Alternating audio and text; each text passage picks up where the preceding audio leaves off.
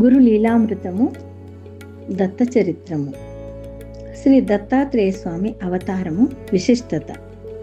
బ్రహ్మ మానసపుత్రులలో నొకరగు అత్రి మహామునికిని మహాపతివ్రత శిరోమణియగు అనసూయాదేవికిని త్రిమూర్తులు కుమారులై దత్తాత్రేయునిగా వెలిసిన వృత్తాంతమును నామధారకునకు సిద్ధపురుషుడు తెలుపుచున్నాడు.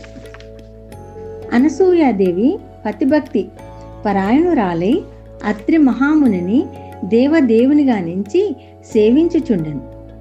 కలువలరేడు జగదాహ్లాదకరుడగు చంద్రుని కన్నతల్లియగు నా తావస వనిత అసమాన సౌందర్యమునకు దేవకాంతలు తలొగ్గవలసి నట్లుండినది. మీదు మిక్కిలి సాధ్వి లలామ పాతివ్రత్య ప్రభావముచే లోకమాతలకు లక్ష్మీ పార్వతీ సరస్వతి దేవేరుల కన్నా మిన్నయని పొగడ్తలనందుచుండెను. ఇంద్రాది బృందారకులు త్రిమూర్తుల కడకేగి సర్వసామాన్యమగునొక మునిపత్ని దేవకాంతల కన్నా మిన్నయై తేజరిల్లుచున్నదనియు మును ముందా పతిభక్తి పరాయణురాలేమి చేయనున్నదో ఏమో అని సందేహమును వెలిబుచ్చిరి. త్రిమూర్తులు అనసూయాదేవి పాతివ్రత్య మహిమ ఎట్టిదో పరీక్షించనించిరి. భిక్షువుల రూపంలో దాల్చి బ్రహ్మాదులు ముగ్గురు అత్రి మహాముని ఆశ్రమ ద్వారము కడ నిలిచిరి. వాకిలి వద్ద నిలిచి ఉన్న అతిథులకు స్వాగతమునరించి లోన రావించి అనసూయాదేవి గౌరవించను.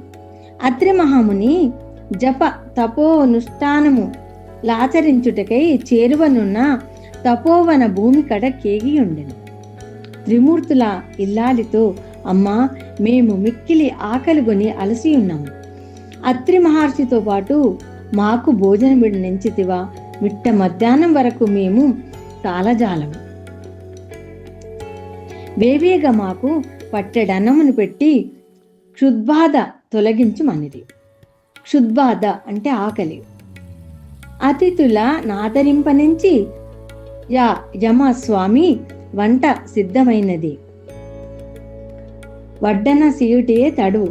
మీ మధ్యాహ్నిక సంధ్యావందనములు పూర్తి అయిన వెంటనే వడ్డించదనని తెలిపి అర్ఘ్యపాద్యాది సత్క్రియ కలాపములచే త్రిమూర్తులను సత్కరించింది. తదుపరి మహిమాహితాత్మురాలు మువ్వురకు పీటలు వేసి భోజపాత్రముల యందు నెయ్యిని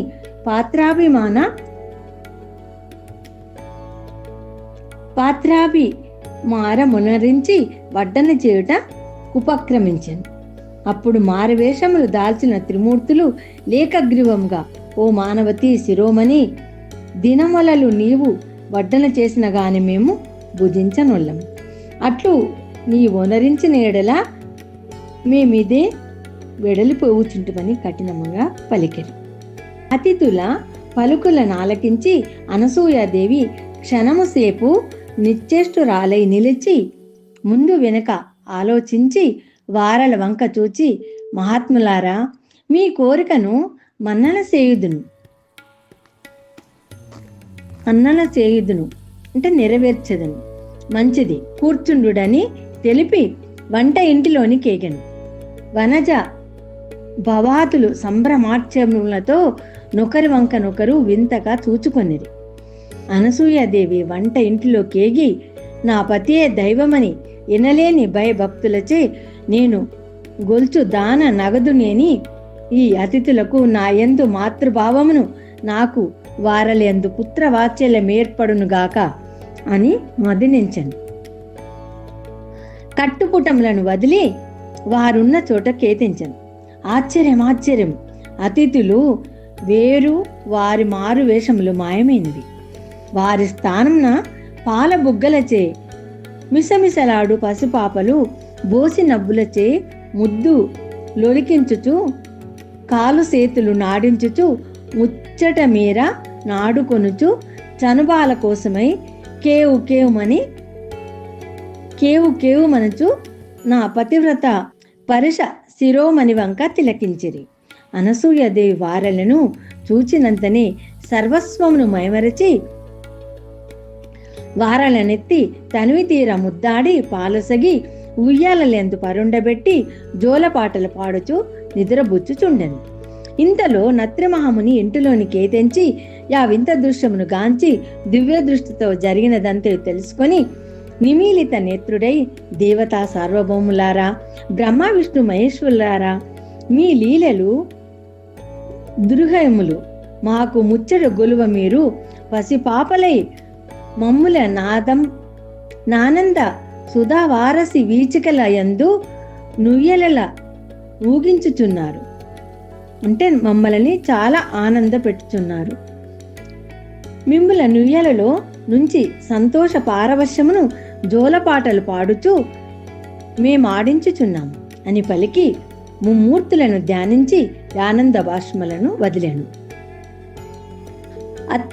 అత్యంత దుర్హ్యమగు నీ మహత్కార్య మునరించిన అనసూయదేవిని లిస్సగా ప్రశంసించను.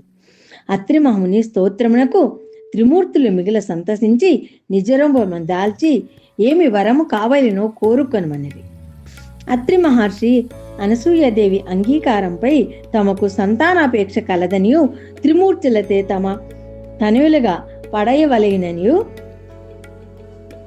బడవలవినను కోరికను మన్నించవలెనని ప్రార్థించాను. బ్రహ్మ విష్ణు మహేశ్వరులు ఏకకంఠమున తదాస్తు అని దీవించిరి.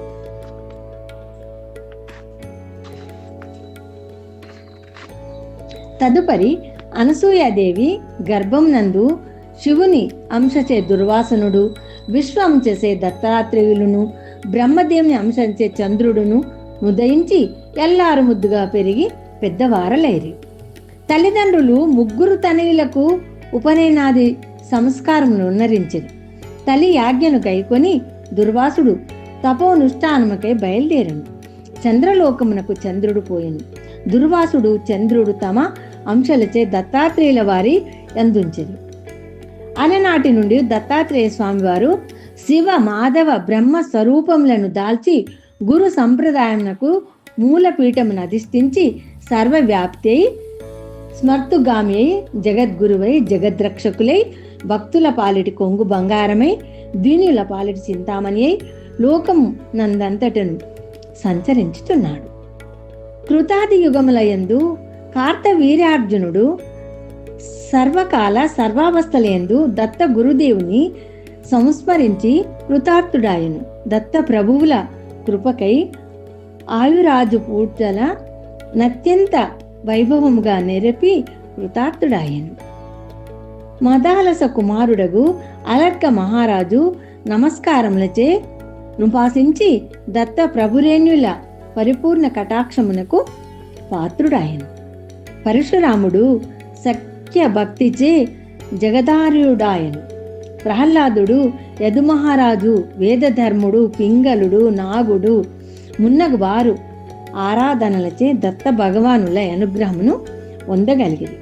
నేటి కలియుగమున భక్త సంరక్షణార్థమై దత్తాత్రేయుల వారు శ్రీపాద శ్రీవల్లభునిగా నవతరించి ఉన్నారు. దిగంబరా దిగంబరా శ్రీపాద వల్లభ దిగంబరా దిగంబరా దిగంబరా శ్రీపాద వల్లభ దిగంబరా. ఓం దత్తా నమో నమః. శ్రీ దత్తా నమో నమః. జయ జయ దత్తా నమో నమః. సద్గురు దత్తా నమో నమః.